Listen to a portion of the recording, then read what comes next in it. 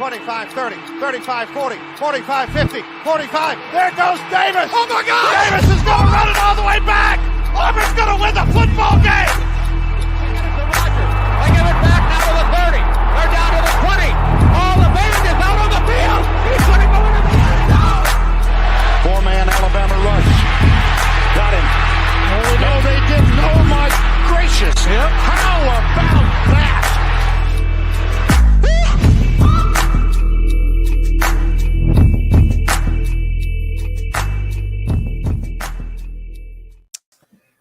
Well, we have survivors all over the place. We have eliminations going down and general chaos here in week 12 as we welcome you into the Three Technique, a college football podcast at the intersection of the X's and O's and the Jimmies and the Joes.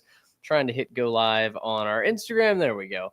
We're set. Trey Reeves, I'm Mitch Mason. Glad to have you with us. Trey, there was no discernible story, I feel like, for the first half of the day.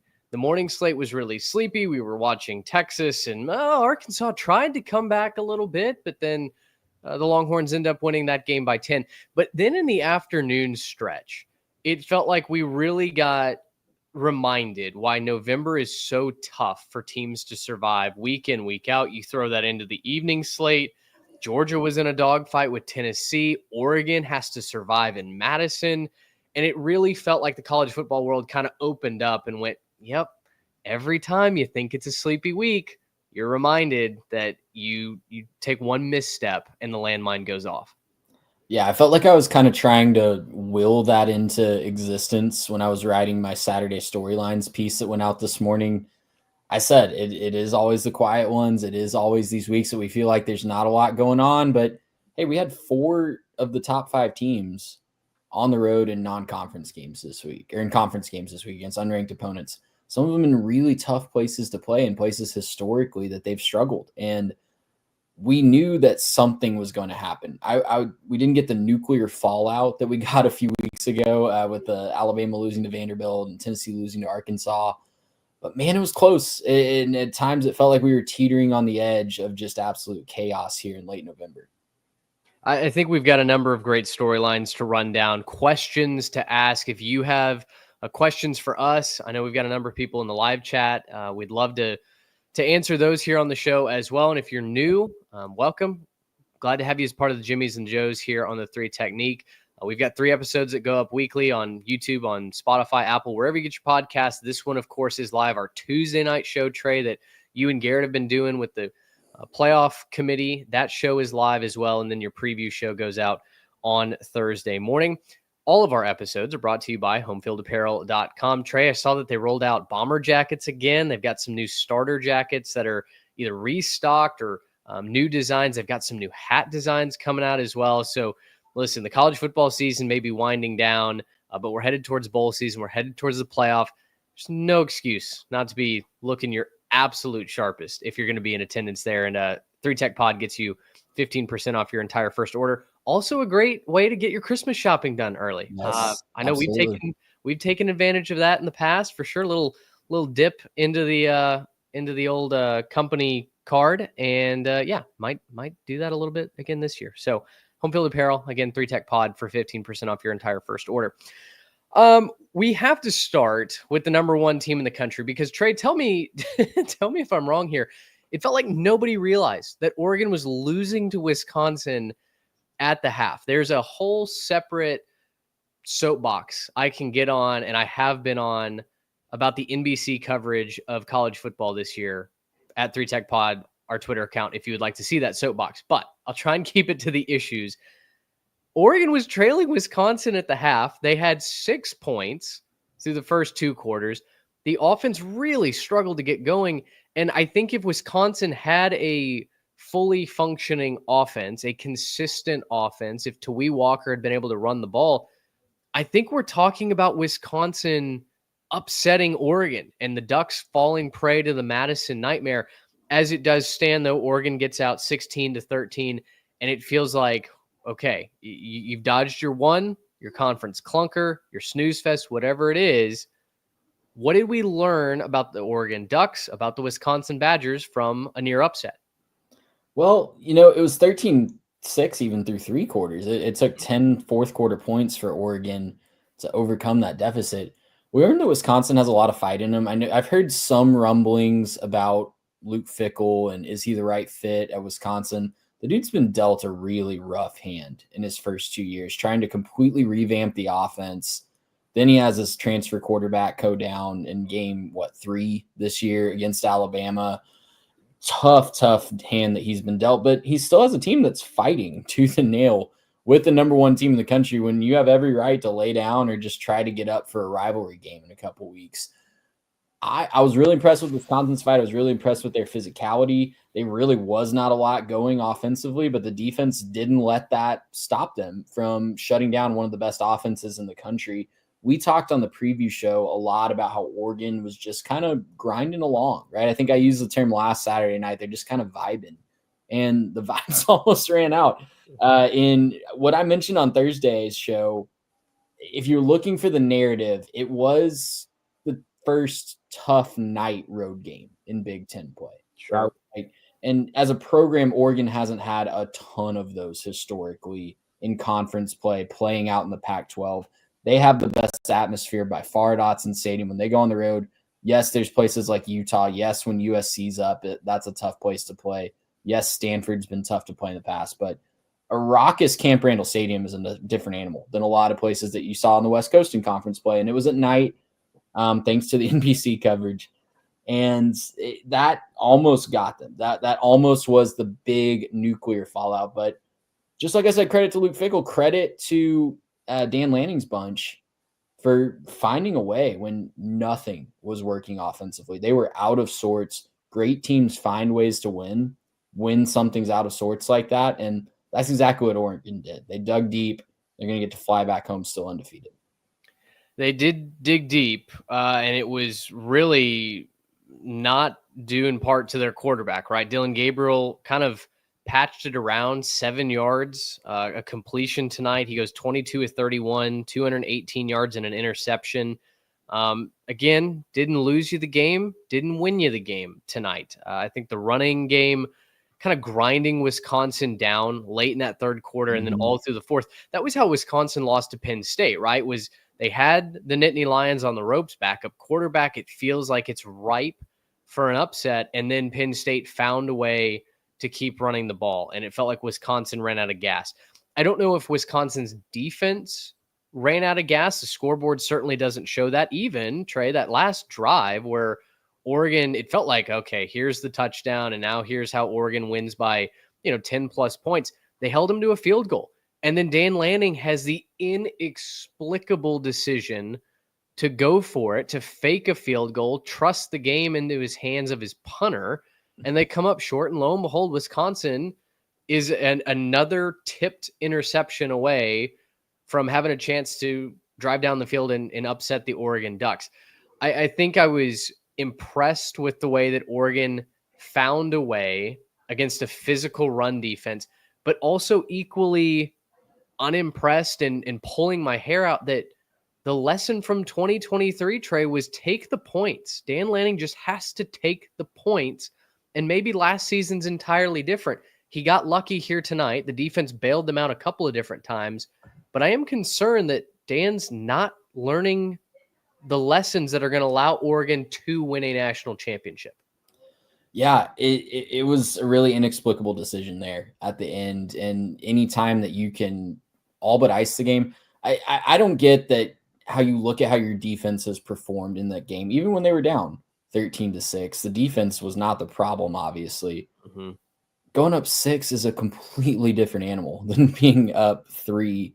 The risk was just not worth the reward there. And you're absolutely right. It is concerning. It seems like the lessons are not being learned. I don't know what to do with that, though. Like some guys are just, that's in their DNA as coaches. And for all the faults, and you can point to the faults, there's probably been times that's really helped Oregon win games as well, too. I'm sure that Oregon fans can maybe point to some times. It might be harder to see right now when the obvious examples are the Washington games last year and this one, but there's probably been some times that aggression has helped as well. So got to take the good with the bad if you have an aggressive coach, and that seems like what Dan Lanning's DNA is going to be. Yeah, little too much Riverboat Ron, I think, to Dan Lanning for my liking. But I think to not miss the forest for the trees, an impressive win on the road at night in Madison, tough place to play. It did not go your way early. You found a way to pass a physical test. On the other side, I think Wisconsin also passes his physical test. And yeah, I think for people that are out on Luke Fickell or are complaining about him, this is year two. And like you said, he's in both years, he's lost his starting quarterback. Braden Locke did not win this job for a reason. As head scratching as it was to take Tyler Van Dyke out of the portal and kind of put your hope and trust in him, this is a backup quarterback. And Wisconsin was not able to run the football tonight. And I think that helped their offense back ultimately. But for Oregon, again, there's your one. You're 11-0. You are one win away from the promised land of Indianapolis, and fully anticipate that Oregon will get there by beating Washington, here in a couple of weeks. Let's move into the SEC storylines. I think those are the most relevant, and we'll start with a game that just went final. Georgia 31, Tennessee 17. Trey, you and Garrett talked about this in the preview show. This was an elimination game. If the Georgia Bulldogs lost, even though the national guys didn't want to call it an elimination game, the broadcast was very tippy-toe around, well, it's a difficult road.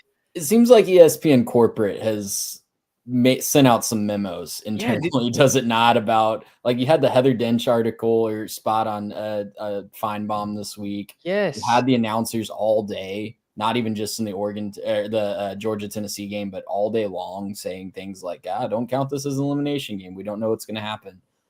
I don't love that. I don't love the vibes behind that. I'll just be honest about what might be working behind the scenes. Well, it's the same as, and I'm not going to air them out. It's another popular college football podcast, but it's the same energy to me that said that LSU, who's now lost 3 straight and 4 on the season, is one of the 12 best teams and still alive in the college football playoff. Like, open your eyes. What are we doing to shoehorn a square peg into a round hole?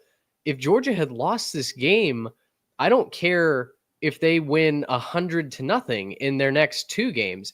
They have 3 losses, and those 3 losses would have come in such a way that, quite honestly, I think it would have been so impressive that Georgia should have been removed from all consideration. But that's a straw man. That didn't end up happening. Georgia we're playing hypotheticals now because we'll talk about the game that avoided all this in a second. It would have been an interesting case study with by far the number 1 strength of schedule in the country and 3 losses.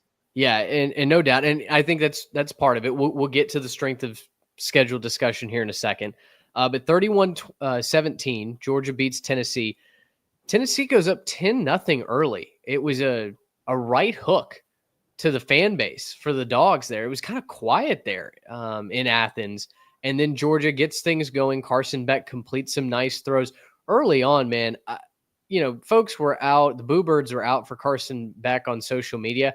I thought he played a fine game. His wide receivers, and we've mentioned this before, are some of the least efficient receivers in the country. They last week, they were second in the country in drops, ahead of only second to last, I should say, ahead of only UAB's wide receiver crew, which, yikes, that's not great company to be keeping. But Georgia found the offense that they had been sorely lacking. I feel like maybe Mike Bobo might have had a come to Jesus meeting at some point during this week, because Georgia did look extra motivated on that side of the ball. With his play calling, and Herb Street even highlighted this towards the end of the game on the broadcast, but it seemed like he got the proverbial butt held to fire, to keep it a PG term. It was like a completely different offense this week. And a lot of it was the execution, like you're talking about. Nick Saban did a great job breaking it down on game day this morning, of showing the film where if it wasn't the wide receivers or the tight ends dropping a ball, it was a guard missing a block and Carson Beck being just under pressure immediately. If it wasn't the guard missing a block, it was a running back running the wrong route. It just a lot of just discombobulation on the offensive side of the ball. So it had to feel good to kind of get a neck crack game there for Georgia against a quality Tennessee defense. The big thing for me, though, is it really wasn't yardage output wise. It really wasn't that much more advanced than it has been for Georgia. The big difference was they didn't turn the ball over. They kept it clean on the turnovers. They kept it relatively clean in the penalties as well. and they moved the ball on fourth down. They were 8 of 14 on third down. Big things that they just had not been able to say in their losses to Alabama and to Ole Miss, and even in their wins against Florida, right? Like we've highlighted time and time again how they've struggled to take care of the football. That was the difference tonight. The yardage output really wasn't that different. They still didn't run the ball very well, just 106 yards on the ground. I know they were without ETN, but yeah, they just took care of the football, and they protected Carson Beck a lot better as well. I was really impressed by how well they bounced back against a still really strong Tennessee defensive front, Tennessee pass rush. Yeah, a pass rush that is one of the best in the country at getting pressure and causing sacks. Georgia did not allow a sack tonight. Conversely, they got to Nico Iamaleava 5 times. They had multiple tackles for loss. It was kind of vintage Georgia defense, coupled with the fact that they don't turn the ball over. Carson Beck throws for 346 yards, 2 touchdowns, 25 of 40. That's efficient enough. And they did enough, especially late. Ball control late completely took the air out of the Volunteers' chances. The defense just stuffed Nico and in the running game towards the end. Dylan Sampson had some nice runs in the first half. They kind of took that away a little bit in the second half. It didn't feel like Tennessee had any sort of rhythm. I believe, Tennessee didn't score in the second half. Shut them out. It was 17 all at the break, and they don't score another point. So, what do you think about Georgia as the victor? Where now do you kind of project them in the playoff ranking, in the hierarchy? I mean, I put a poll out on Twitter earlier today when Texas was struggling at times with Arkansas. Is Texas the third ranked team? And the majority of those votes said no. They don't believe that Texas is the third best team in the country. But I did challenge them, said, okay, if you're going to say no, who is? And right. I feel like Georgia slipping out of the top 12, that was well-deserved. No matter how much ESPN wanted to protest that, I didn't believe that Georgia was a top 12 team. A win over a 7th-ranked Tennessee team at home seems to give a little bit of life back to their playoff candidacy, though. Absolutely. And with that number 1 strength of schedule, 10-2 is going to be more than enough. Obviously, they have to take care of business the last couple of weeks. I think they're done with conference games. Yeah, they have UMass next week, and then the annual good clean old-fashioned hate against Georgia Tech. But yeah, their resume is going to be fine as long as they win those 2 games. They're probably not going to go to Atlanta. But again, like the broadcast even said tonight, that's probably an okay thing for this Georgia team to have a couple of weeks off, get healthy, and then somebody's going to have them maybe coming into their house in the first round. And that's not going to be a fun thing to see on your schedule if you're a 5 through 8 seed. It's seeing a double-digit seed Georgia Bulldog team coming into your house. It's not going to be fun. But, I mean, they saved their season tonight. Big props to Kirby Smart for having his guys ready. They looked like a completely different team this week than the one we saw in Oxford last week. And now the logjam nightmare scenario for the SEC office is looking like it's going to take full effect. We'll see what happens in College Station in a couple of weeks. But there's going to be just a plethora of 2-loss SEC teams. And we're just going to I feel like we're just going to throw names into a hat and draw them out. And we're just going to have to be happy with the results other than whoever gets that auto bid. At least anecdotally, I can't remember a time, certainly where the SEC has been this up in the air in a long time. I mean, it's been Alabama or LSU versus Georgia, or before that, Florida.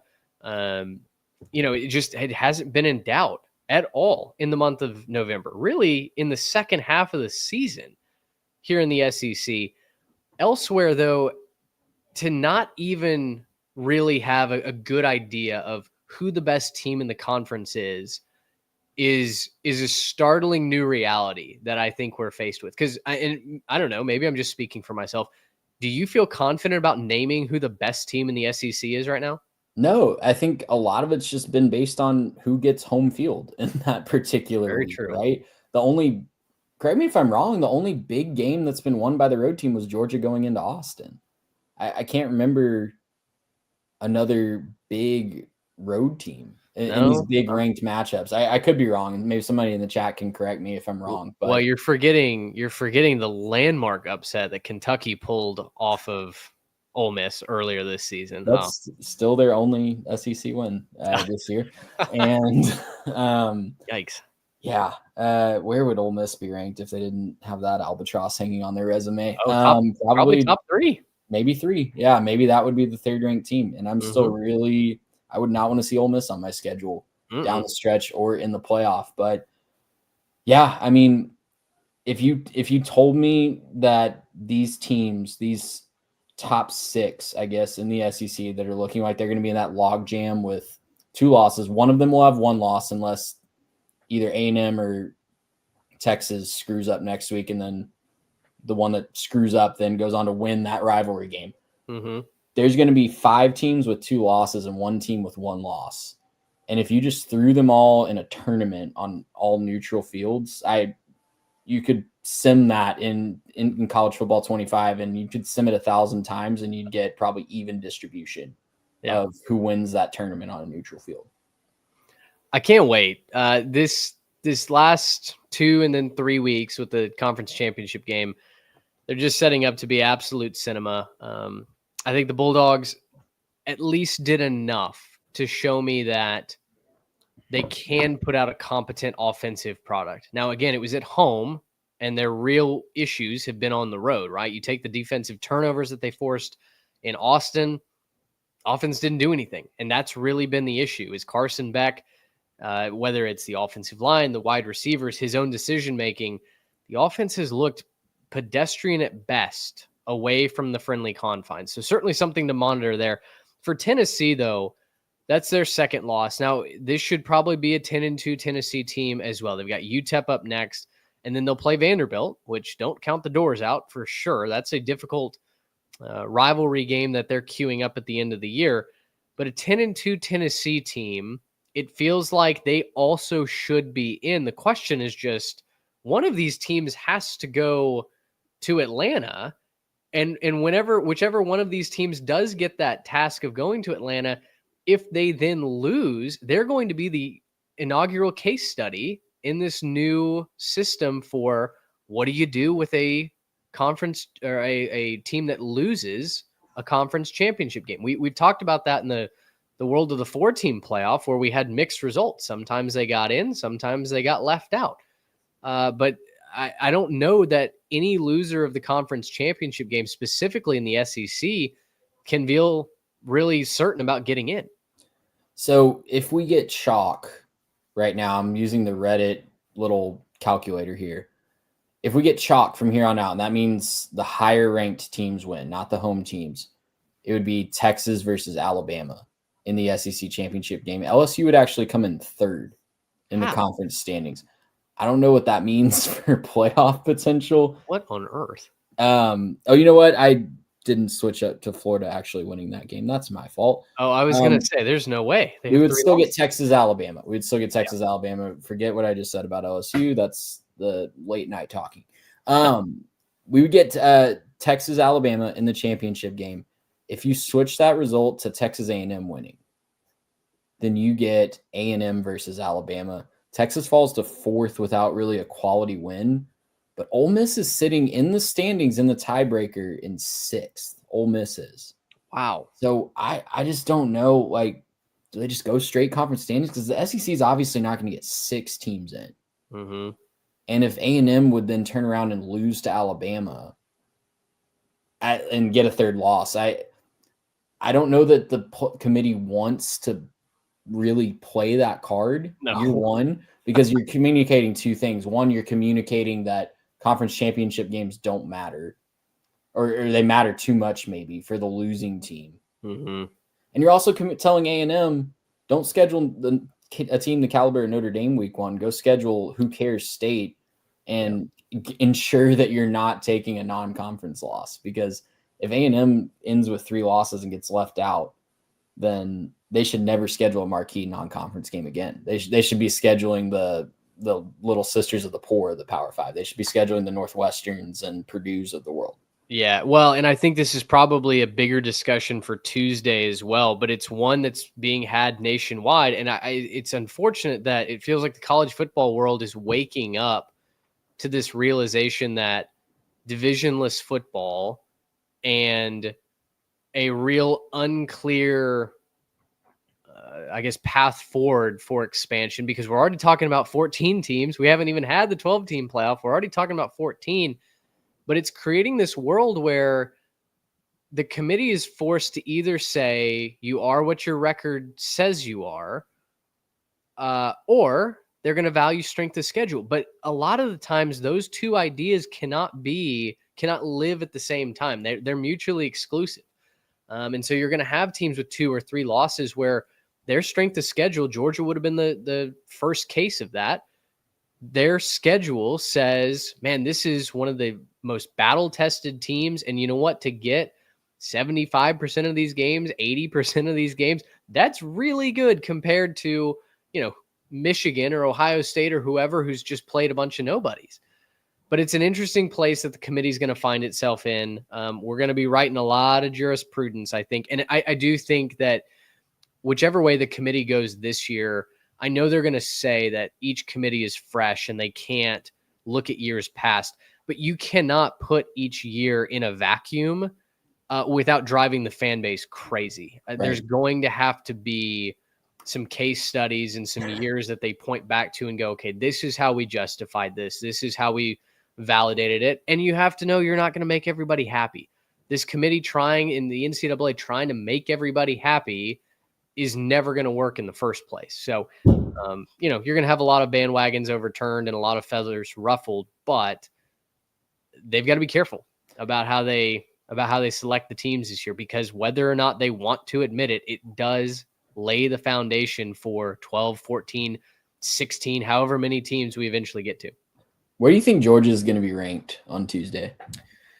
Oh, that's a good question. I want to say they have to be top 10. If you're gonna reward the strength of schedule and a quality win, it's a top 10 team. They can't. They have a little bit of a problem though. They can't really jump Ole Miss or Alabama. So you got to move Ole Miss and Alabama up too, and they were both effectively idle this week. Alabama played Mercer. Are you bumping Miami down again?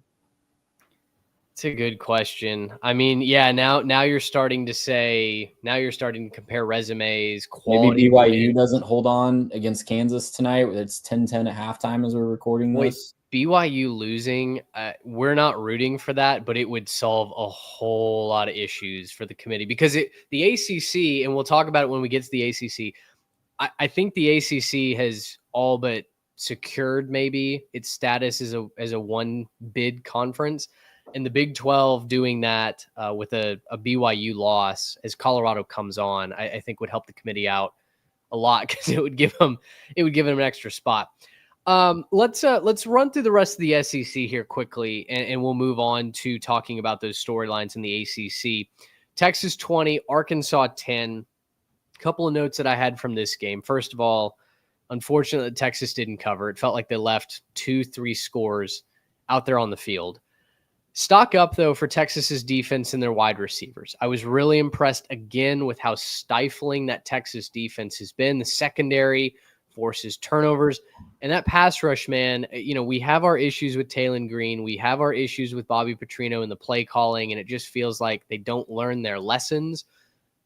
But that Texas front seven was unforgiving today. And that, I think, is what stands out as a championship caliber ingredient for me. When I think of Texas football right now, I'm actually not thinking of the offense. I'm thinking of how great their defense is played. Now, conversely, stock down for me is Quinn Ewers' deep ball, both in execution and in Steve Sarkisian's apparent, I don't want to say he's not afraid to call it, but maybe caution. And I don't know if Quinn is hurt still, but the deep ball accuracy has not been good for the Longhorns this year. And you've seen a wide receiver room that's full of Ferraris, guys that should be able to stretch the field. In fact, I don't remember if it was Inside Texas or one of their post-game shows. Literally the headline on their live show was, why isn't Texas throwing the ball down the field? Why didn't they attack Arkansas down the field?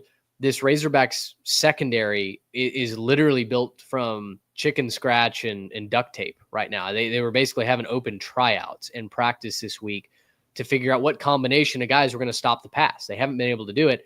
And in Texas, was able to victimize them underneath. But as far as going over the top and really taking advantage of those holes, the Longhorns didn't do it. Quinn missed a couple of deep balls, and I think that might be the biggest issue that holds Texas back.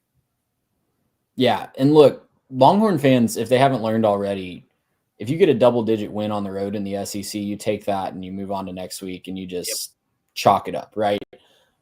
Take that from someone who has not gotten a lot of those over the last few years from my team.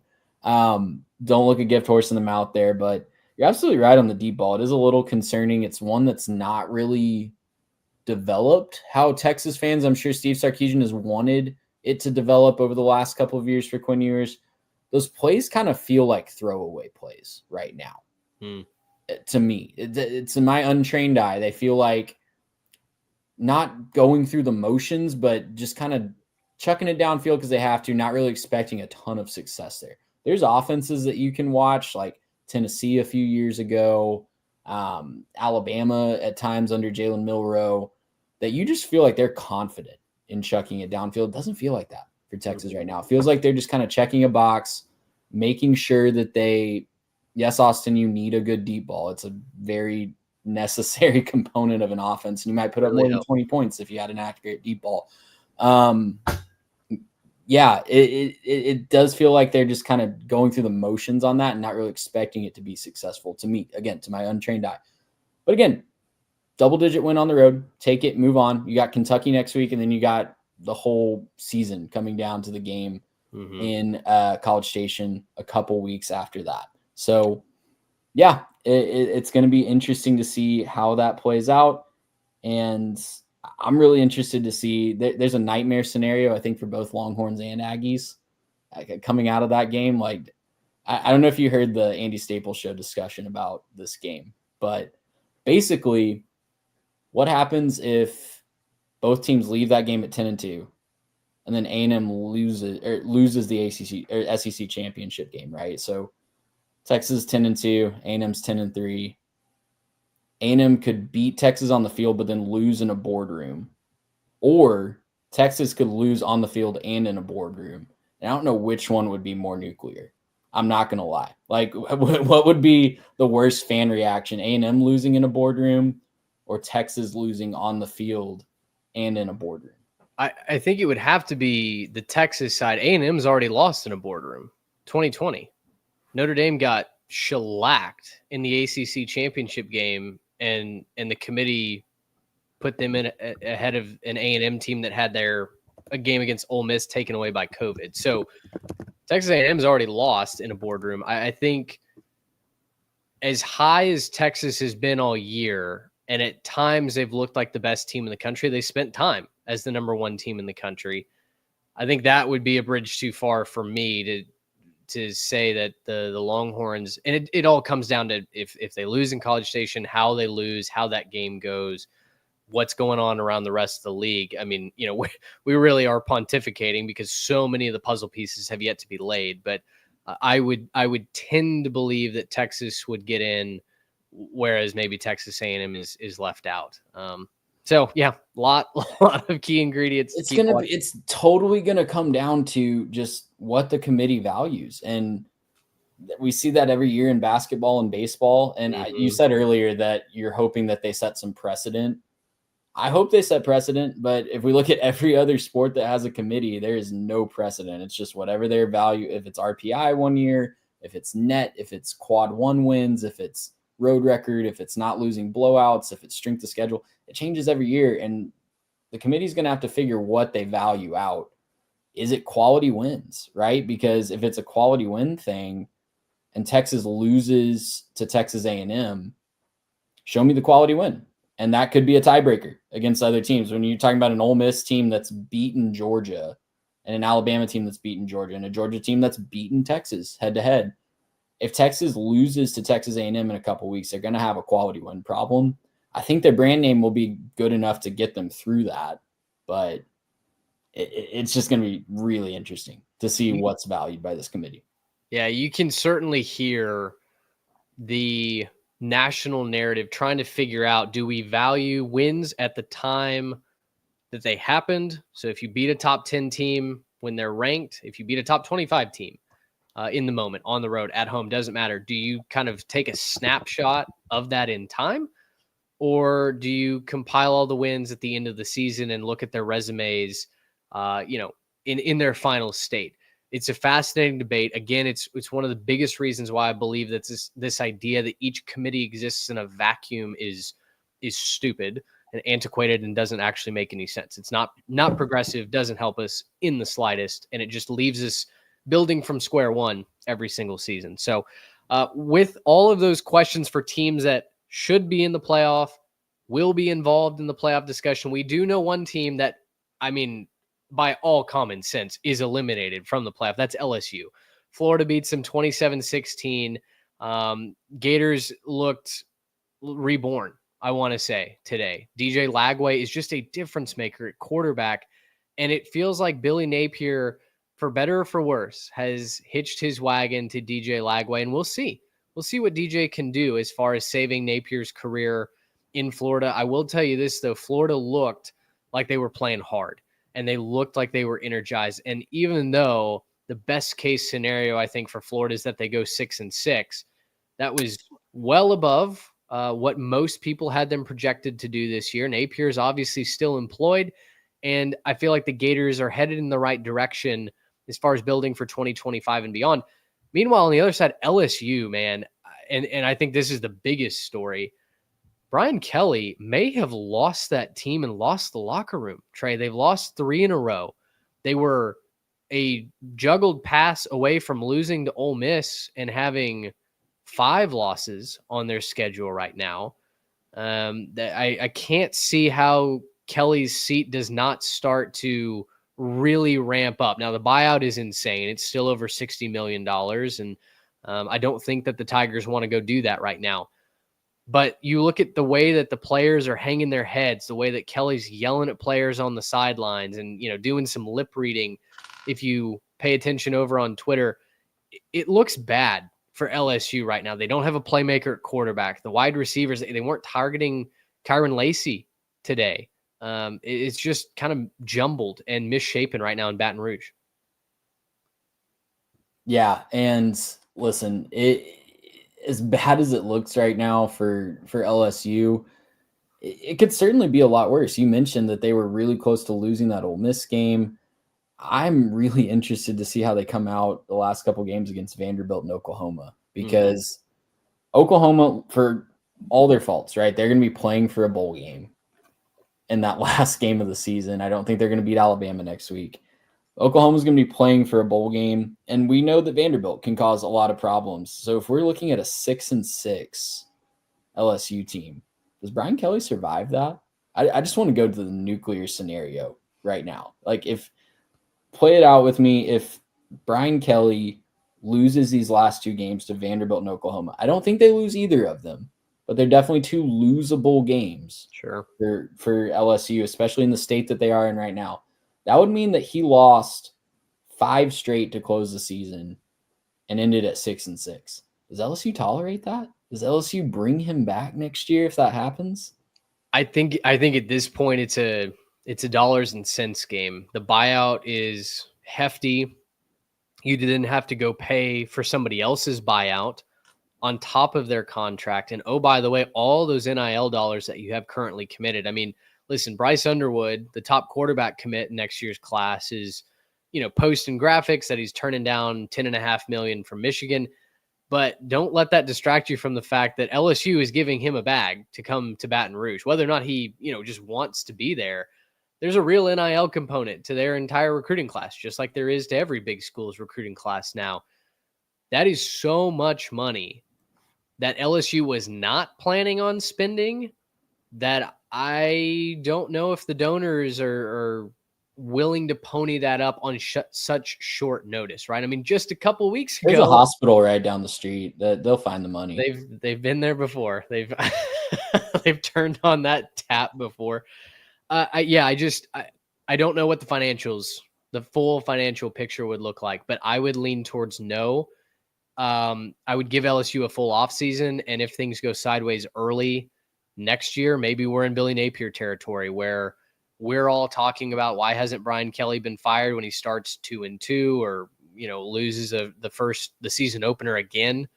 I don't know, but it does not look good for Brian Kelly. And I tell you what, if the recruiting starts to go, that's what a lot of people are kind of speculating is really his biggest point right now, because he hadn't done anything at LSU yet. There's no trophy that he can point at. He won the SEC West year one, but it was with a Heisman caliber quarterback, and he hasn't shown that he can.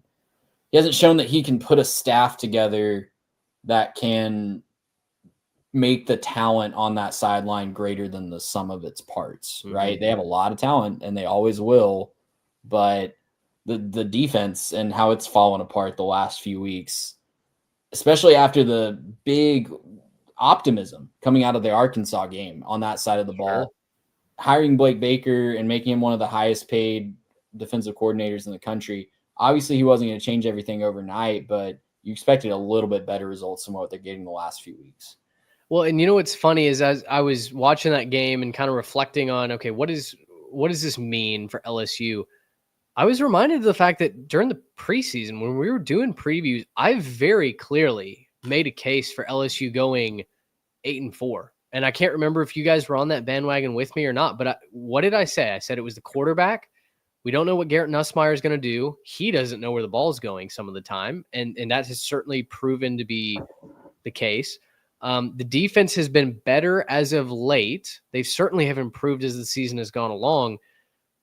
But they're not some shutdown defense, certainly not against a mobile running quarterback. And that didn't bite him necessarily as much today. But DJ Lagway found a way to make plays. And the running game did seal that game for Florida late with the touchdown from Jaden Boss. So, there were clear signals that, hey, this LSU team is not ready to go compete for a championship quite yet. And we called them out, and took a little bit of flack for it, as you do in the preseason. But I'm kind of reminded that we had LSU pretty much dead to rights all the way back in July and August. So last storyline out of the SEC, and we'll move on. South Carolina, narrow win over Missouri, 34-31. But I will say one storyline that I had been pushing is that Shane Beamer is not a winning football coach. He doesn't know how to win the close games.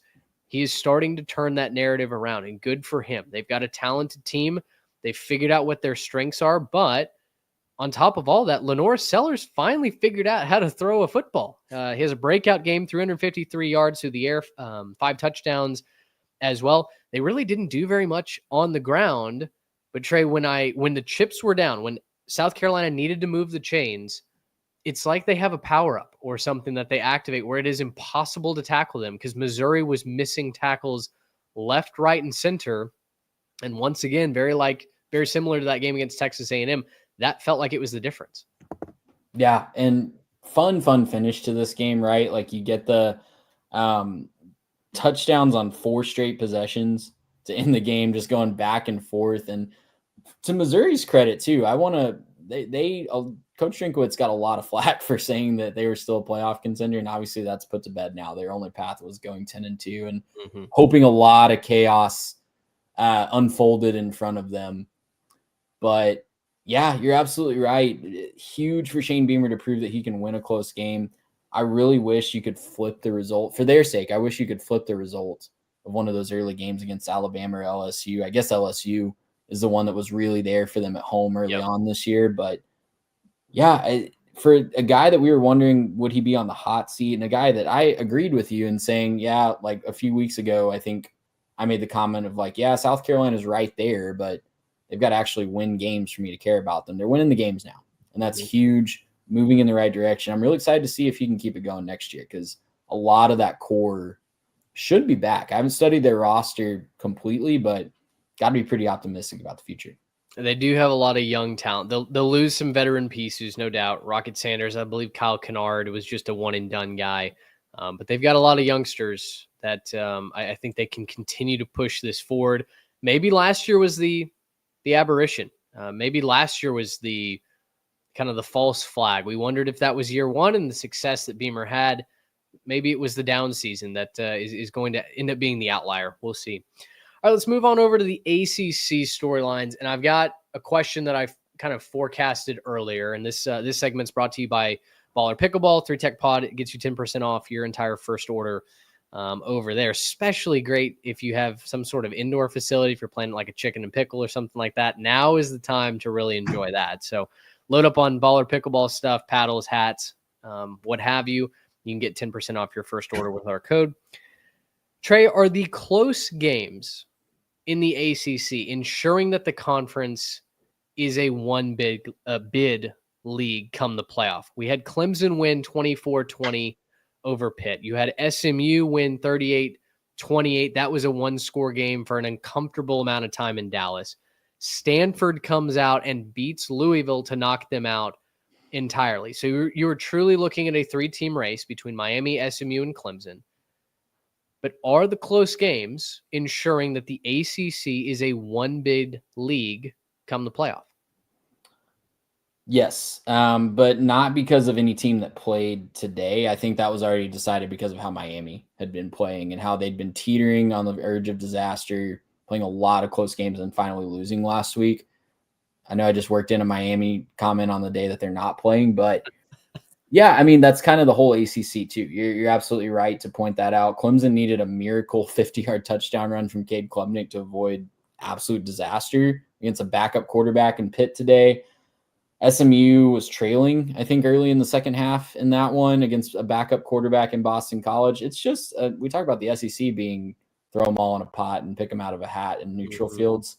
ACC would be the exact same way with some of these teams and maybe even further down the line in the conference. So I'm interested to see if SMU can bounce back. Obviously, the offense figured it out.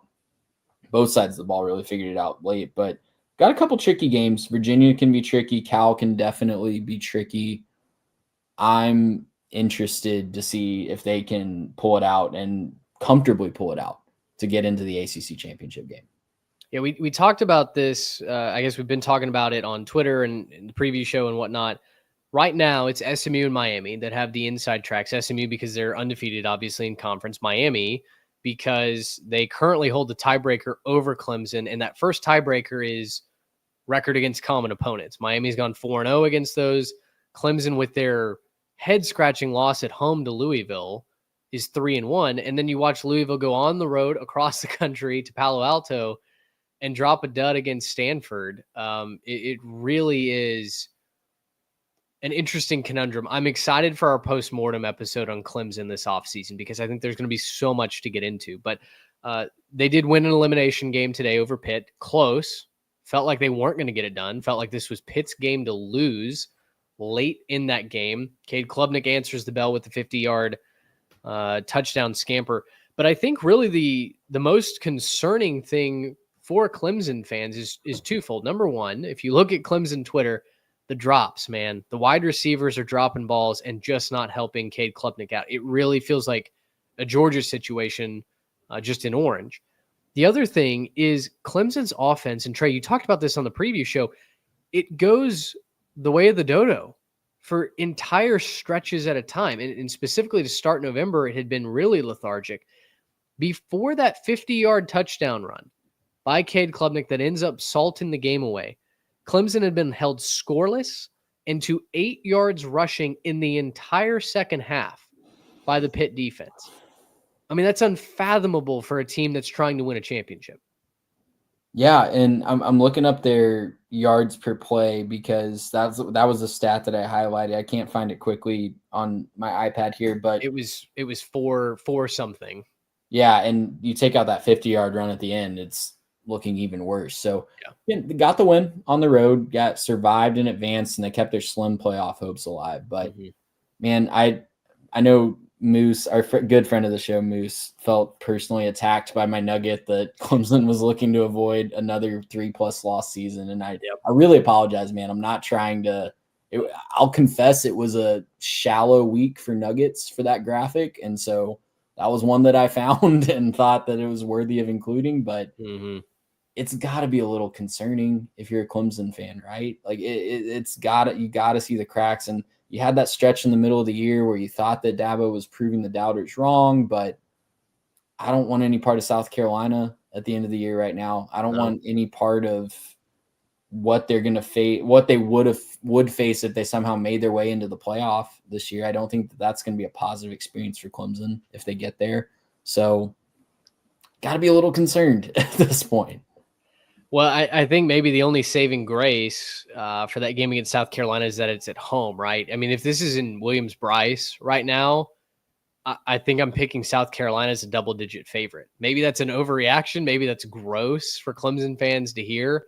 But just based on the fact that South Carolina might really be finding offense on both through the air and on the ground, and that pass rush is just elite. I mean, they continued to just destroy Brady Cook today. We saw them take apart Texas A&M a couple of weeks ago. I think South Carolina is legit. So Clemson's going to have to show me something if they're going to beat the Gamecocks at home and find a way into the playoff. I think if you do, I think this conversation maybe gets revisited if Clemson finds a way to beat South Carolina, and maybe if they do it in impressive fashion, then perhaps they can get in as an at-large bid, right? This year? Maybe. I mean, I think what I keep coming back to is that we just don't know what we don't know. There's still so much that can happen in these last two regular season games. We don't know what they're going to do with teams that lose their conference championship games. We don't know what the metric is. We don't know what the grading system is. I think guess Clemson has to be alive still. I guess, but that Louisville loss is aging like milk. It's a bad loss. No, I hear they're going to point to the Georgia game week 1, right or wrong. I think they should give some grace for week 1. That does not feel like that happened this year. Yeah, it doesn't. But they're going to look at the Georgia game and see the 31-point margin against a borderline at-large playoff team, and I think put that conversation to bed relatively quickly. I could be wrong. And the South Carolina win, you're saying in a world where they win convincingly against South Carolina, and I guess in that world, that's possible because that would be a really loud win if they did that on the last week of the regular season. And that's what I'm looking for, right? If you're not going to go to the conference championship game, which you would need Miami or SMU to slip up at this point, but if you're not going to go to the conference championship game, you need a loud win. You need a quality win that makes the committee lean back in their chair and go, okay, that was unexpected. Now we have to consider this, right? That's Clemson's path in. Do we know what happens in a 3-way tie in the ACC? I can do that math real quick if you want to. I have no idea. I just the only tiebreaker scenario that I looked at was between Miami and Clemson. From an article from the Saturday Blitz, SMU. I feel like it's still Miami and SMU. Okay. Yeah. Okay. Yeah. So Clemson definitely put themselves between a rock and a hard place with that loss to Louisville, no doubt about it. Speaking of SMU, 10-point win against Boston College. A shout out the offensive line here. Much maligned offensive line. They had struggled so mightily. They cost Preston Stone the job early on. They didn't give up a sack today against Boston College, which, Boston College, I'll be honest, I don't know off the top of my head what their pass rush numbers look like, but to not give up any sacks and allow your quarterback to throw for nearly 300 yards, 300 passing touchdowns, some big run plays down the stretch. Boston College came back a little bit in this one, right? SMU jumps out to a nice lead. The Screaming Eagles come back and certainly make it a game with Grayson James, the backup quarterback, keeping Bill O'Brien's squad in it. But again, a 10-point conference win. All you have to do if you're SMU, you don't really care how you win them. Just keep winning them. Go undefeated. You get to Charlotte, and you control your destiny. That is truly, I think, all SMU can ask for in their first year in the ACC. Absolutely. Can't ask for much more than that. We were hoping that they'd be pushing for 10-2 or so as adjacent SMU fans here. But yeah, I'm really excited, like I said earlier, to see how they close out this season. Virginia at home next week, or Virginia on the road, next week, and Cal at home to close out the season after Thanksgiving. And 2 very winnable games, 2 games that they should win if they keep playing to the level that they have been. Did want to echo the shout out to Grayson James, though. Looked pretty good in spots in this game against a pretty good to borderline elite SMU defense. I mentioned Stanford beats Louisville. Boy, terrible, terrible loss for Jeff Brom's crew. it's hard to spin a positive out of that. That was Stanford's second conference win. They're 3-7 or something like that. It's not been a great year out on the farm, and to get that one over Louisville, I think leaves you asking more questions about Louisville than gives you answers about Stanford. They had a 2-touchdown lead with under 10 minutes to go in that one as well. That's gross. That's really gross. Moving over to the Big Ten, two teams that took care of business: Ohio State, Penn State. Not much drama here. Ohio State gives up an early touchdown to Northwestern. Listen, I think we all knew what was eventually going to happen, but we celebrated with the Wrigley faithful. Right? It was fun to believe for a second that Northwestern might throw a wrench into the playoff picture. But Did you see the awful camera angle on? I think it was Cornell Tate's for touchdown catch in the second quarter, where like everybody just stood up and it was like, all right, what happened? And you missed the touchdown entire graphic flashes up on the screen. Yeah. Listen, it's cool in concept. With as close as the stadium infrastructure is to the back of those end zones, let's not do that again. Let's play football in football stadiums and baseball in baseball. They're doing it again in 2 weeks, Mitch. They're playing Illinois there as well. Oh, that's so gross. I think they had to move away. I could be wrong on this, but someone I thought said that they had to move away from the stadium on the lake because the wind's just going to be too gnarly at this time of year. Figure it out. We used to play this game without a forward pass. I don't see the issue. They lose 31-7. Penn State runs over Purdue 49-10. Literally the only thing that I took out of this game was one, Andy Kotelnicki was in his bag late. He was just able to draw up all kinds of creativity because Purdue wasn't stopping anything. And then secondly, this was a home game for Purdue. Did you see the viral clip of the Purdue wide receiver just running right past the pylon and making a catch out of bounds because the end zone and that like carpet, or the fringe basically around the end zone was the same color?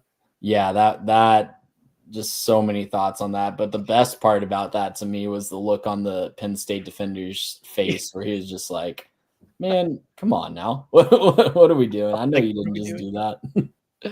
It was like relief and oh my gosh, how did you do that?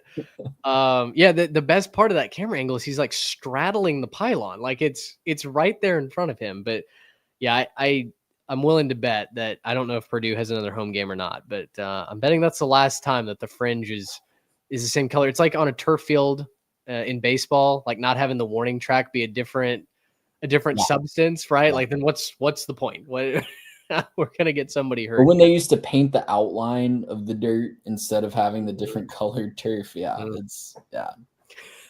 think we've missed the original point here. Last Big Ten storyline from me, and I mean, if you want to dive into Illinois and Michigan State, I think Inside the Pylon does a great job covering the Big Ten, so maybe go listen to them. Nebraska still isn't into a bowl, Trey. I'm very, very concerned that Concern is now at a 10 out of 10. It was a joke a couple weeks ago. It's now a full 10 out of 10 red alarm. It is DEFCON 1. I mean, the whole cabinet has been alerted of the situation right now. We're at battle stations. I think if you're part of Big Red Nation, just to recap, if you're new, if you have not been a part of this joke that we've been running for the last 5 weeks now, Nebraska has not been to a bowl game since 2016. They started the year 5-1.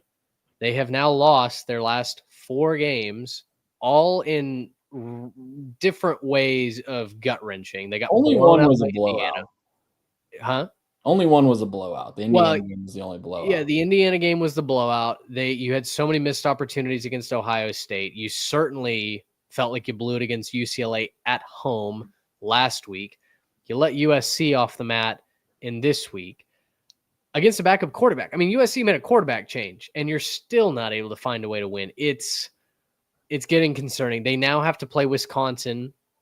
They host Wisconsin, who just almost knocked off the number 1 team in the country.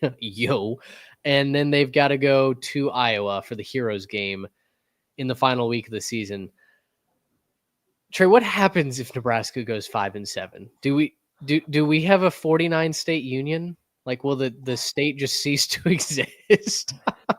I pray for your Nebraska friends. That's all I can really say is Oh. they've just been through so much these last 10 years, and Mm. maybe they call the Big 12. I don't know. Like maybe they look at Colorado's success this year moving back to the Big 12 and Oh. give Brett Yormark a ring. I don't know. I'd be out of ideas, man. I'm not gonna lie. Listen, we've been rooting for Nebraska, and I am still rooting for Nebraska to get a bowl game because listen, let's end the suffering. But if they don't get it done against Wisconsin, I have married into a Hawkeye family. I know my extended family's travel plans for that game. They are orchestrating the entire week around being able to go to that game. I mean, the connecting flights and the car rides that are scheduled, and I'm going there with this person, but then I'm catching a ride back with that person. I can't root against or pick against Iowa. Like if they don't get it done against Wisconsin, I don't know what to tell you, Nebraska fans, but I hope you have a different hobby. I hope you have an off-season hobby because happiness might be in short supply.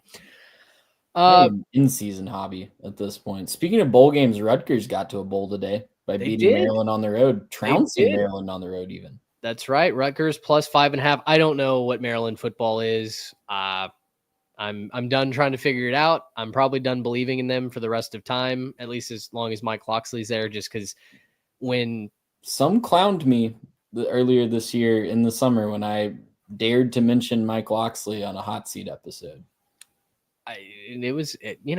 Listen, we're going to have a whole lot of receipts and clips to go back to when we do our postmortem. So I have no doubt we'll talk some Maryland Terps football. Big 12, where do you want to go here in the Big 12? It was so much depends on this end of this Kansas BYU game. I feel like we say it every week because BYU is always playing while we do the show, but so much depends on the end of that game.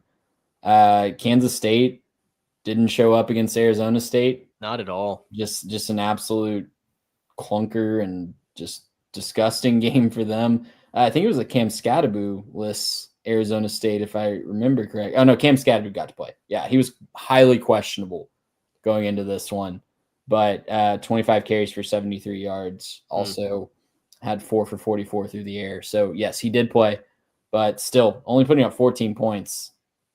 Not at home. Not a good look when your season's on the line. Well, and they were down 21-0 out of the gate. I mean, it was like 8 minutes into the first quarter, and it already felt out of reach. What a disappointing year for Kansas State. I mean, if you didn't have them winning the Big 12 championship, more than likely you had them finishing second, third, maybe fourth. I mean, this was supposed to be the year for Kansas State, right? They had all the pieces. They haven't been able to get it done, which is unfortunate.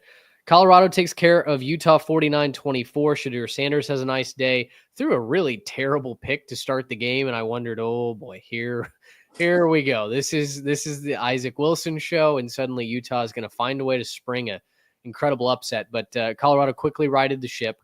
After the game, I think the only big thing of note for me is that Travis Hunter is now an overwhelming betting favorite to win the Heisman. I'll be honest, I don't see it. I think Ashton Jeanty should be the Heisman. He put up another great performance against San Jose State today. And I know, listen, this is going to sound, people are going to say I'm hating on Travis Hunter. I'm not. What he's doing is incredible, playing both sides of the ball. But when you take one awesome catch that he makes and clip the interception that he had, that was a freak bounce. I mean, it's an interception to Travis Hunter in name only, and say, here's your Heisman. How can you vote against him? He had 55 yards receiving.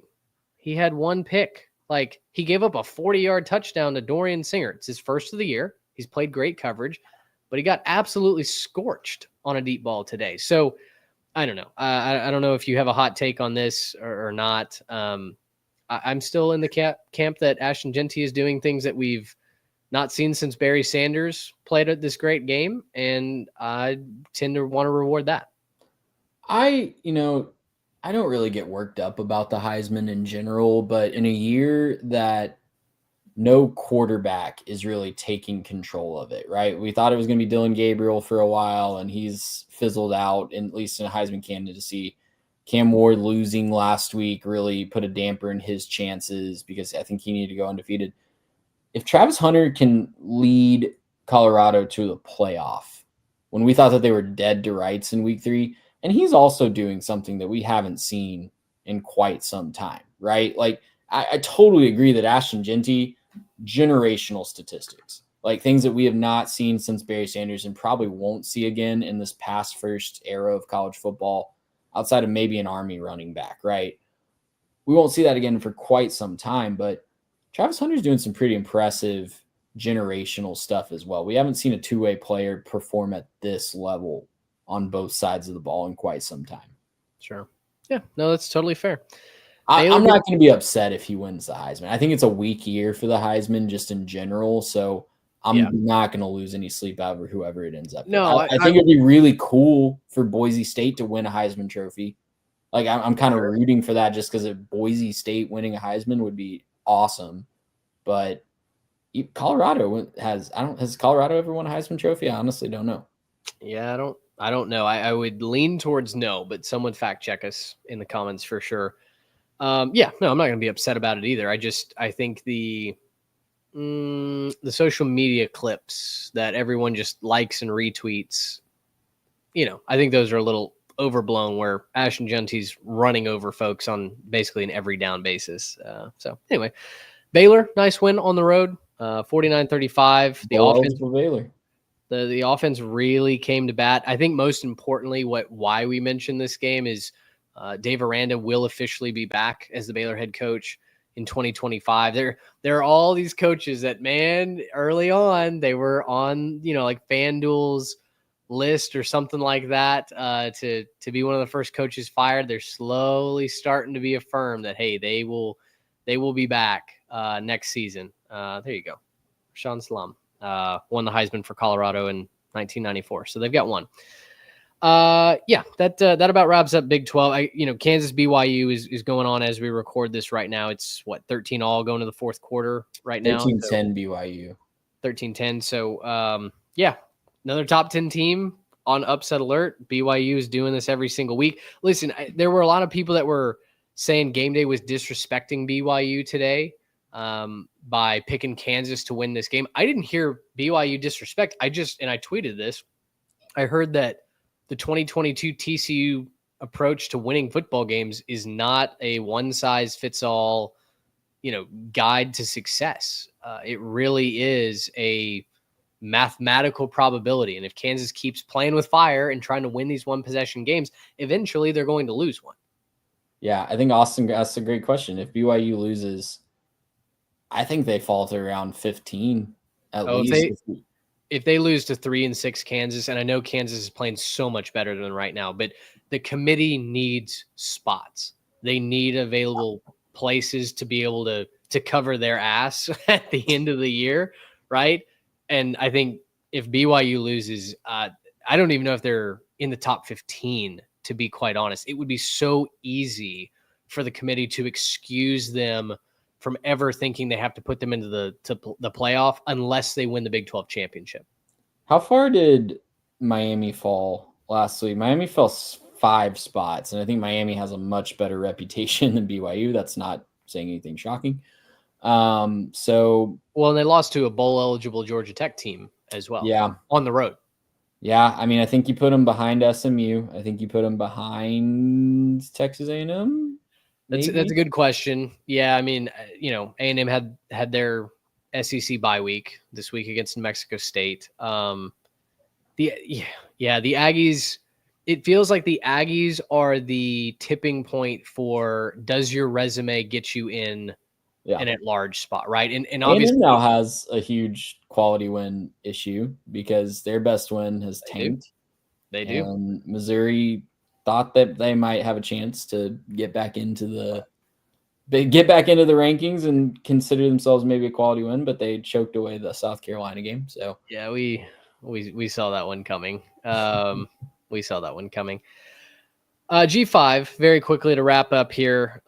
Tulane and Army are now set into the American Championship game. So Boise State wins, and they came back in roaring fashion to knock off San Jose State, which sneaky good San Jose State at home. They had won like 14 of their past 16 within the friendly confines. Kendi Amanalolo's got that team really jiving this year. I think that's their third or fourth loss now, but still light 6-4, light years ahead of. I would have thought at this point, if they'd been 4-6, I would have said, okay, Ken's got them going in the right direction. So to flip that, I think is extremely impressive. But you're going to have a debate between Boise State and Tulane, and obviously the committee has cast their vote for Boise State. They're 13th in the country. So unless Boise loses, I don't think you're going to have Tulane supplant them. But you are having a lot of people start to wonder if Tulane is actually the better team. The defense has played well. The offense has really started to come on, especially in conference play. And it feels like if they were to run the table and then beat Army, what we think is a very solid, dangerous Army team, I think the cries for Tulane to be in over Boise State would be fairly loud. Definitely. And it'd be interesting to see the strength of schedule. I'll be honest and say it's probably splitting hairs to try to compare the bottom of the American and the bottom of the Mountain West and look at who they've beaten. But Tulane would have a better win if they knock off Army than anything Boise State has as a win. UNLV is a nice win, and they would have 2 wins over UNLV if Boise finishes the season that way. But Army, I think, as long as they don't get embarrassed against Notre Dame, is going to have a much better perception than UNLV. So it's a scheduling thing too, because Tulane's only losses are to power conference teams. So how do you punish a team? Right now, you can't punish Boise because they're only lost to the number 1 team in the country. And you got to give them credit for going on the road and scheduling that game. But Tulane's not in the same boat, but playing 2 power conference teams is a statement.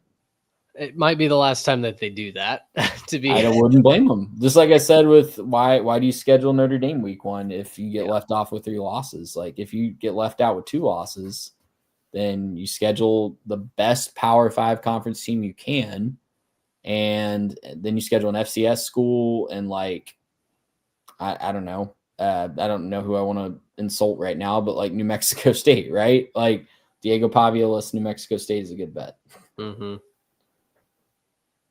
Over in Conference USA, I have to shout this out. Liberty wins. Liberty wins by 1 over UMass. UMass had a game-clinching field goal at the end of regulation. They missed that. They then lose the game in overtime by missing the extra point. Just a brutal scene for the Minutemen. Liberty stays alive in Conference USA play, and I say that because Western Kentucky suffered their first loss to La Tech, 12-7. A really bizarre game in Bowling Green. That's Bowling Green, Kentucky, not Ohio, for those of you that don't know. And then Jacksonville State. Everyone's chasing Jacksonville State, 34-31 over FIU. But shout out Sam Houston, man. I know that it took overtime to beat Kennesaw State. They had their now former coach show up and shake the hand of every player in the pregame walk-up. That was such a cool scene for the Owls. But Sam Houston's 8-2. How about the job that they're doing down there in Conroe? Yeah, Huntsville, man. Huntsville, not Conroe, sorry. Yeah, you're going to make it down to Huntsville to watch them play Liberty? What day is that again? Day after Thanksgiving, Black Friday. We'll see. Like it's $5 tickets. It's it's $2.30 kick. I don't know. We'll put a pin in that, maybe. I think me and Joe from Longview are going to be at that game, so we'll see you there if you want to make it down. But yeah, I mean, it's a proud program over there in Huntsville. They were an FCS power. They won a national championship in 2020. Went through a rough transition period, as most teams do, but they haven't moving in the right direction. And there's a plethora of talent available to them, both in recruiting and in the transfer portal in East Texas. So kids wanting to come back home and either come back home in the transfer portal or overlooked guys deep in those piney woods, man. Like there's a lot of them, and they are really talented. Yeah, East Texas beats Texas. What can you say? Last shout out goes to the MAC. Ohio is 7-3. They're 5-1 in the MAC. Tim Albin just dismantled the Eastern Michigan that was Wednesday night, 35-10. Trey, remember, this is an Ohio team that we kind of left for dead when we did our MAC preview. They lost, I think, 8 starters to the portal post spring ball, and Tim Albin said, "Next man up, baby. We ball anyway." Ohio is in a driver's seat to, I believe they're in the driver's seat. They're tied with Bowling Green and Miami of Ohio at the top of the MAC right now to make it to Detroit. But I'm rooting for the Bobcats, man. I think it's a cool story. Albin's success in Athens, Ohio, had been described by another MAC coach as borderline miraculous. I don't know how you get above borderline miraculous, but whatever it is, he's doing it. I got one more shout out. It's a negative one, unfortunately. We talked about the Hawaii to bowl land dream. Yeah, they were 2.5-point favorites in Logan, Utah today, Mitch, against the Utah State Aggies, and they lost 55-10. So they're officially not bowl eligible this year. That kind of came out of nowhere. Boy, it went bad quick. 24-3 at the half, and then 21 points out of the break for the Cows. That's tough. That's really tough. My Washington State to the playoff dream might be about to die a quick and painful death as well. No, wait. I saw that they took the lead. Is New Mexico threatening? New Mexico has the ball on the 8-yard line, second and goal with 38 seconds to go. 35-31 Washington. Dude, shout out Bronco Mendenhall for the job that he's doing. Absolutely. That is. Oh, there it is. Is that fumble? Well, he was down. He was definitely down. Yeah. Okay. Kansas is about to take the lead over BYU. You know the drill. If you're listening to the podcast, you know the drill. You know how these games went final. Trey and Garrett. I can't believe that BYU pulled that out. I can't believe Kansas held on. There you go. There's both reactions. There you go. Yeah, Trey and Garrett will break any big storylines down on the Tuesday live show. But that'll do it here for our Week 12 recap. We appreciate you hanging out, tuning in as always. Again, I put this out this week just as a final shout out, a final thank you. The growth, the new listeners, the new viewers on YouTube that we've had this year really is just cool to see on a week in, week out basis. So, we love doing this with you. We love talking ball, and we're excited to keep going. So Week 13, right around the bend. I know it's the SEC, the back half, I guess, of the SEC bye week for some. We've got a couple of good matchups and a bunch more landmine games that we'll be breaking down for next week as we prepare for rivalry week and the college football playoff. Trey, it's almost right in front of us. Look ahead spot next week. Big look ahead spot for a lot of teams. That's right. All right, that'll do it for Trey Reeves. I'm Mitch Mason. Thanks for hanging out with us. Until next time, so long, everybody.